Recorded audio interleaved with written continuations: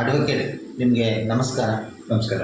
Big Boss season 11ರ ಸ್ಪರ್ಧಿ ಚೈತ್ರಾ ಕುಂದಾಪುರ ವಿರುದ್ಧ ನೀವು ಕಾನೂನು ಸಮರಕ್ಕೆ ಹೊರಟಿದ್ದೀರಂತೆ, ಅದರ ಬಗ್ಗೆ ಒಂದು ಸಣ್ಣ ಮಾಹಿತಿ. ನನಗೆ ಈ ಚೈತ್ರಾ ಕುಂದಾಪುರ ಏನಿದ್ದಾರೆ ಇವ್ರ ಬಗ್ಗೆ ನನಗೇನು ವೈಯಕ್ತಿಕವಾಗಿ ಯಾವುದೇನು ದ್ವೇಷ ಇಲ್ಲ. ಆದರೆ ಈ ಮಾಧ್ಯಮದವರು ಈ ಮಾನವೀಯ ಮೌಲ್ಯಗಳನ್ನು ಇಟ್ಕೊಂಡು ಕೆಲವು ಸೀಸನ್ಗಳನ್ನು ಪ್ರಸಾರ ಮಾಡಬೇಕು ಅಂತ ಹೇಳೋದು. ಇವತ್ತು ಬಿಗ್ ಬಾಸ್ ಸೀಸನ್ 11 ನಡೀತಾ ಇದೆ. ಇದು ನಮಗೆ ಗೊತ್ತಿದ್ದು, ನಿಮಗೆ ಗೊತ್ತಿದೆ. ಈ ಬಿಗ್ ಬಾಸ್ ಸೀಸನ್ನ ಕೋಟ್ಯಾಂತರ ಜನರು ನೋಡ್ತಾರೆ. ಅದರಲ್ಲಿ ಈ ಕನ್ನಡದ ಖ್ಯಾತ ನಟರಾದ ಸುದೀಪ್ ಅವರು ಈ ಕಾರ್ಯಕ್ರಮವನ್ನು ನಡೆಸ್ಕೊಡ್ತಾರೆ. ಇದು ನಮಗೆ ಗೊತ್ತಿರತಕ್ಕಂಥ ವಿಚಾರ.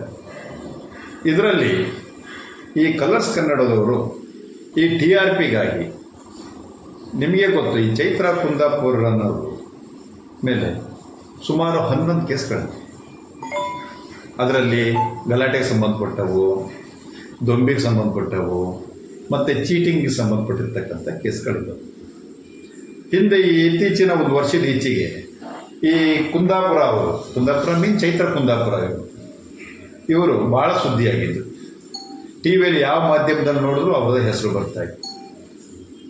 ಏನಪ್ಪ ಅಂದರೆ, ಈ ಖ್ಯಾತ ಉದ್ಯಮಿ, ಇವತ್ತು ಬಡವರ ಪರವಾಗಿರತಕ್ಕಂಥ RSS ಮುಖಂಡರು ಆಗಿರ್ತಕ್ಕಂಥ BJP ಧುರೀಣರವರು ಆಗಿರ್ತಕ್ಕಂಥ ಈ ಗೋವಿಂದ ಬಾಬು ಪೂಜಾರಿ ಅಂತ ನೀವು ಹೆಸರು ಕೇಳಿರ್ತೀರಿ. ಅವರಿಗೆ ನಾನೊಬ್ಬ RSS ಮುಖಂಡೆ ಅಂತನೋ ಮತ್ತು BJPಯಲ್ಲಿ ನನ್ನ ಹೋಲ್ಡಿಂಗ್ ಇದೆ ಅಂತ, ನಿಮಗೆ ಗಗನ್ ಅನ್ನರ ಕಡೆಯಿಂದ ನಿಮಗೆ ಟಿಕೆಟ್ ಕೊಡಿಸ್ತೀನಿ ಅಂಥೇಳಿ 5 ಕೋಟಿ ರೂಪಾಯಿನ ಸುಲಿಗೆ ಮಾಡ್ತಾರೆ ಅಂತ ಹೇಳಿ ಪೊಲೀಸ್ನವರು FIR ಹಾಕಿದ್ದಾರೆ. ಆ 5 ಕೋಟಿ ರೂಪಾಯಿದಲ್ಲಿ ಏನು ಚೈತ್ರಾ ಕುಂದಾಪುರ ಮತ್ತು ಇವಳ ಈ ಸಹಚರರಿಂದ 3,75,00,000 ಸಹ ರಿಕವರಿ ಮಾಡ್ತಾರೆ. ಆ ಸಂಬಂಧ ಹಲವಾರು ಸೆಕ್ಷನ್ಗಳ ಜೊತೆಗೆ 420 ಸೆಕ್ಷನ್ ಕೂಡ ಅಲ್ಲಿ ಆ್ಯಡ್ ಆಗ್ತದೆ. 800 ಪೇಜಿನಷ್ಟು ಚಾರ್ಜ್ ಶೀಟ್ ಕೂಡ ಹಾಕ್ತಾರೆ. ಹೀಗಿದ್ದಾಗ ಈ ಬಿಗ್ ಬಾಸ್ ಸೀಸನ್ನಿಗೆ ಕೋಟ್ಯಾಂತರ ಜನ ಅಭಿಮಾನಿಗಳಿದ್ದಾರೆ. ಎಸ್ಪೆಷಲಿ ಈ ಸುದೀಪ್ ಕನ್ನಡದ ಒಬ್ಬ ಮೇರು ನಟ. ಅವ್ರ ಕಾರ್ಯಕ್ರಮಗಳು ಅಂದರೆ ಸಾಧಾರಣವಾಗಿ ಜನ ಭಾಳ ನೋಡ್ತಾರೆ.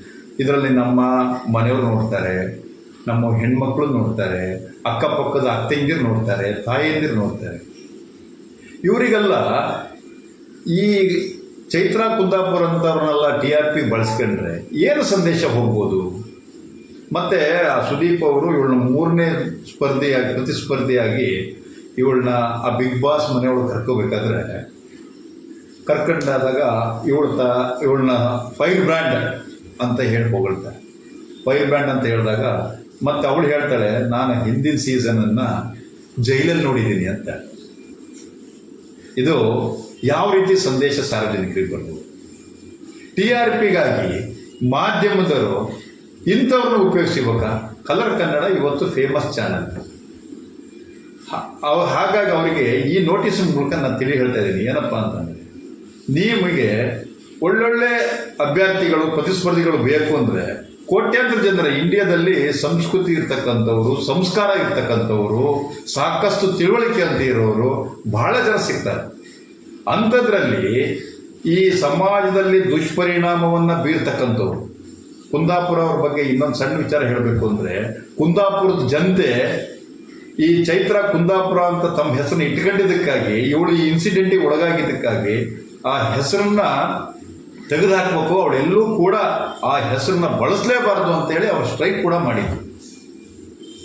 ಮತ್ತು ಮೇಲಾಗಿ ಅದ್ರ ವಿರುದ್ಧ ಕೋರ್ಟಿಗೆ ಕೂಡ ಹೋಗಿದ್ರು. ಹೀಗಿರ್ತಕ್ಕಂಥ ವ್ಯಕ್ತಿ ಈ ಸೀಸನ್ ಒಳಗೆ ಸಾರ್ವಜನಿಕರಿಗೆ ಏನು ಸಂದೇಶವನ್ನು ಕೊಡಬಲ್ಲರು? ಅಲ್ಲಿ ಹೋಗಿ ಇನ್ನೊಂದಿಷ್ಟು ಕಿತ್ತಾಡ್ಬೋದು. ಅದನ್ನು ನಾವು ಬೆಳಗ್ಗೆಯಿಂದ ರಾತ್ರಿ ತನಕ ನಾವು ನಮ್ಮ ಮಕ್ಕಳು ನೋಡ್ತಕ್ಕಂಥದ್ದು.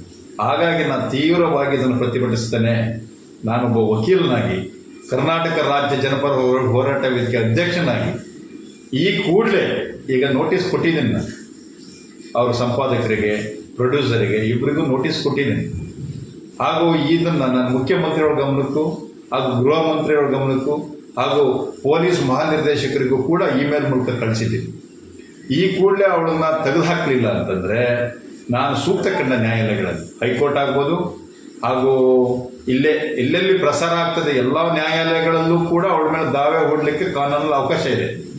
ನಾನೊಬ್ಬನೇ ಅಲ್ಲ, ನೂರಾರು ಜನ ಅವಳ ಮೇಲೆ ದಾವೆ ಹೂಡ್ತಾರೆ ಅಂತಕ್ಕಂಥದ್ದನ್ನು ಮನಗಂಡು ಇಮ್ಮಿಡಿಯೇಟಾಗಿ ಅವಳನ್ನು ಅಲ್ಲಿಂದ ರಿಮೂವ್ ಮಾಡಬೇಕು ಅಂತೇಳಿ ನಾನು ಕೋರ್ಕೊಳ್ತಾ ಇದ್ದೀನಿ. ಏನು ಹೇಳೋಕ್ಕೆ ಇಷ್ಟಪಡ್ತೀನಿ ಅಂದರೆ, ಬಿಗ್ ಬಾಸ್ ಕಲರ್ಸ್ ಕನ್ನಡದವರು ಈ ಕೂಡಲೇ ಇದ್ರ ಬಗ್ಗೆ ಕ್ರಮ ವಹಿಸಬೇಕು. ಇಲ್ಲದೆ ಹೋದರೆ ನಾನು ಮಾನ್ಯ ಉಚ್ಚ ನ್ಯಾಯಾಲಯದಲ್ಲಿ ಮತ್ತು ಸಂಬಂಧಪಟ್ಟ ನ್ಯಾಯಾಲಯಗಳಲ್ಲಿ ಅತ್ಯಂತ ಶೀಘ್ರವಾಗಿ ಕೇಸ್ ಹಾಕಿ ಈ ಶೋಗೆ ತಡೆಯತಕ್ಕಂಥ ಪ್ರಯತ್ನವನ್ನು ನಾನು ಪ್ರಾಮಾಣಿಕವಾಗಿ ಮಾಡ್ತೀನಿ ಅನ್ನೋ ಮಾತನ್ನು ಈ ಸಂದರ್ಭದಲ್ಲಿ ಹೇಳ್ತೀನಿ. ಧನ್ಯವಾದ. Thank you.